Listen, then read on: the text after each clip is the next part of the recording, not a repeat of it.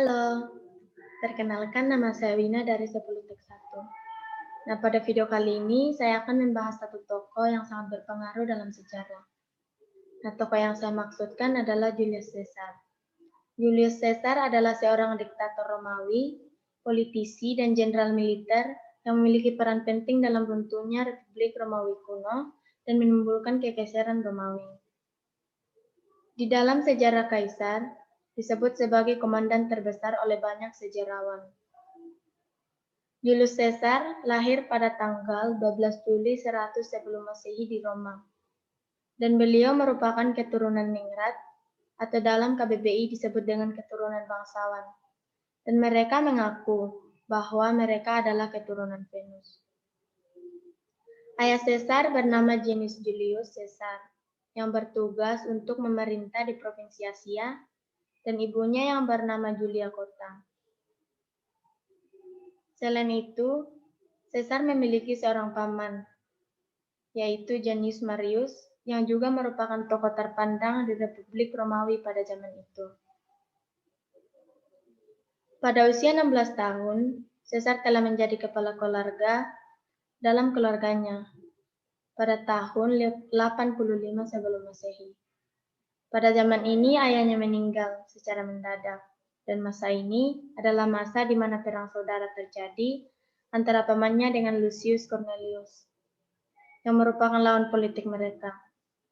Kemudian, Caesar dicalonkan sebagai imam besar yang baru, dan pada saat yang bersamaan, beliau menikah dengan putri dari pamannya yang bernama Cornelia.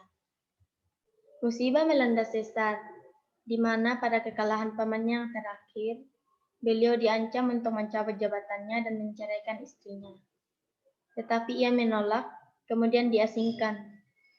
Tidak lama kemudian, ancamannya dicabut oleh penguasa yang baru, yaitu Sulla, dan saat inilah Caesar berkomitmen untuk mengejar karirnya menjadi seorang militer. Berhubung pada saat itu karena seorang imam banyak larangan dalam hal yang berkaitan dengan militer, sehingga Caesar memutuskan untuk meninggalkan Roma dan bergabung dengan tentara yang dibawa pimpinan Marcus Minus di Asia dan Sisilia.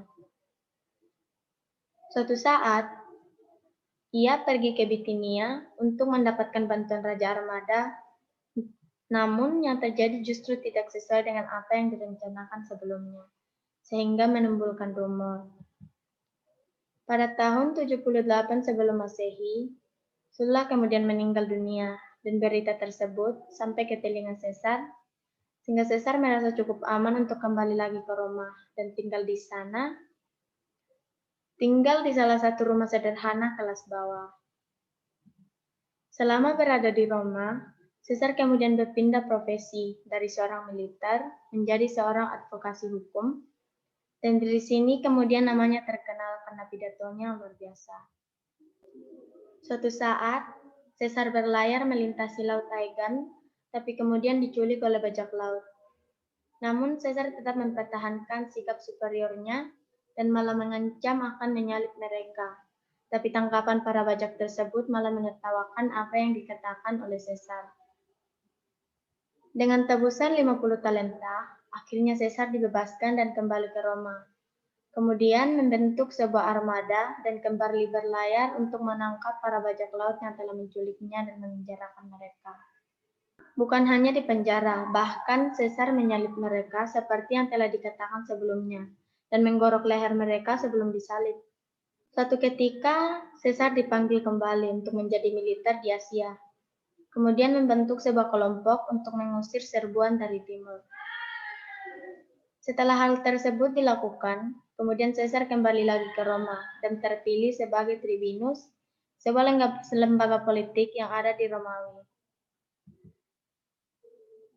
Pada tahun 69 sebelum Masehi, Caesar kembali terpilih sebagai quaestor, yaitu orang yang bertugas dalam hal keuangan. Dan pada tahun ini pun Cornelia istrinya meninggal. Dan setelah pemakaman, ia kembali pergi ke Hispania menjadi seorang quaestor, dan dinyatakan bahwa di sana Caesar telah menemukan patung Alexander Agung.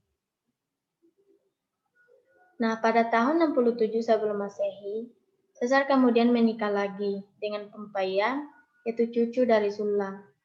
Tapi pada tahun 61 sebelum Masehi, Caesar menceraikannya karena terlibat dalam kasus skandal. Pada tahun 65, Caesar kembali terpilih sebagai Curule Adible yang bertugas dalam pemeliharaan bangunan umum. Kemudian, pada tahun 63 sebelum Masehi, Caesar kembali mencalonkan diri sebagai kepala imam negara di Republik Romawi dan berhasil menang. Kemudian pada tahun 62 sebelum Masehi, Caesar ditunjuk untuk memerintah sebagai proprietor di Hispania. Dan saat bertugas di dinasnya, Caesar menaklukkan 2 suku lokal dan mendapat pujian sebagai imperator oleh pasukannya. Kemudian pada tahun 60 sebelum Masehi, Caesar diakui sebagai imperator di Republik Romawi, dan gelar ini merupakan gelar kehormatan yang diperoleh oleh komandan militer tertentu saja. Setelah gelar tersebut, Caesar kemudian menjadi seorang konsul dan berhasil menang. Pada tahun 59 sebelum Masehi, Caesar menikah lagi dengan putri salah satu senator kuat lainnya. Suatu saat, Caesar mengusulkan undang-undang untuk membagikan lagi tanah umum kepada orang miskin, dan hal tersebut berhasil karena banyak pihak yang mendukung. Setelah itu, Caesar diusulkan untuk menjadi sebuah pemimpin di Italia Utara. Ia diberikan masa jabatan selama 5 tahun. Setelah semua hal tersebut dilakukan, Caesar berpikir untuk menjadi gubernur. Tapi dengan begitu, ia harus tetap memiliki uang yang banyak, sehingga ia kembali melakukan pertempuran. Sementara itu, Caesar mulai menaklukkan suku-suku yang ada di wilayahnya. Salah satunya yaitu yang ada di seberang Inggris. Setelah itu, Caesar pergi ke pedalaman untuk membentuk beberapa aliansi, namun karena kegagalan panen di Gaul, sehingga menyebabkan pemberontakan yang semakin meluas. Pada pertempuran Alesia yang rumit, akhirnya memaksa Caesar untuk menyerah terhadap suku lawannya. Setelah kekalahannya, masa jabatan gubernur Caesar telah habis, dan kemudian disuruh untuk kembali ke Roma oleh Pompei. Nah, pada tanggal 10 Januari tahun 49 sebelum Masehi, Caesar menyeberangi sungai Rubicon yang ada di perbatasan Italia dan menyebabkan memicunya perang saudara. Di saat hal ini terjadi, Pompei melarikan diri dan kemudian Caesar mengejarnya, tetapi tidak berhasil. Setelah itu, Caesar meninggalkan Italia dan pergi ke Spanyol. Dan pada tanggal 19 Agustus 48 sebelum Masehi, yaitu di Yunani, Caesar kemudian dengan yakin bisa mengalahkan Pompei. Setelah hal tersebut terjadi, Caesar kemudian diangkat sebagai diktator di Roma yang dipimpin oleh dia sendiri. Namun, setelah 11 hari Caesar mengundurkan diri dan kembali mengejar Pompei. Tetapi sesampainya di sana, Pompei telah dibunuh dan segel Pompei diberikan kepada Caesar. Kemudian terjadi sivil Mesir antara putri Firaun dengan Cleopatra yang didukung oleh Caesar. Kemudian mereka mengalahkan pasukan Firaun di dekat Sungai Nil, sehingga Cleopatra diangkat menjadi penguasa. Nah, pada pernikahan terakhir, Caesar menikah dengan Cleopatra, dan setelah itu, Caesar kembali diangkat menjadi diktator Romawi. Pada tanggal 6 April tahun 46 sebelum Masehi, Caesar mendapatkan kemenangan yang signifikan, dan setelah kemenangan ini, kemudian ia diangkat menjadi diktator selama 10 tahun. Dan sejak masa ini berlangsung, Caesar terpilih sebagai konsul pada abad ketiga, dan pada tahun 46 sebelum Masehi dan 45 sebelum Masehi. Pada saat Caesar kembali lagi ke Roma, Senat memberikan penghargaan atas kemenangannya dan merayakan sebuah acara besar dengan melakukan perburuan binatang buas, yang juga melibatkan ratu singa. Setelah mengakhiri kemenangannya, kemudian Caesar pergi menghadiri agenda legislatif dan mengeluarkan beberapa undang-undang. Salah satunya yaitu perlindungan yang membatasi barang mewah dan penghargaan pada keluarga yang memiliki banyak anak. Perubahan besar yang juga terjadi setelah Caesar menjadi penguasa adalah reformasi kalendernya, di mana kalender Romawi diatur berdasarkan pergerakan matahari, seperti yang ada di Mesir, yang pada awalnya menggunakan pergerakan bulan yang digunakan sebagai penanaman musiman dari tahun ke tahun.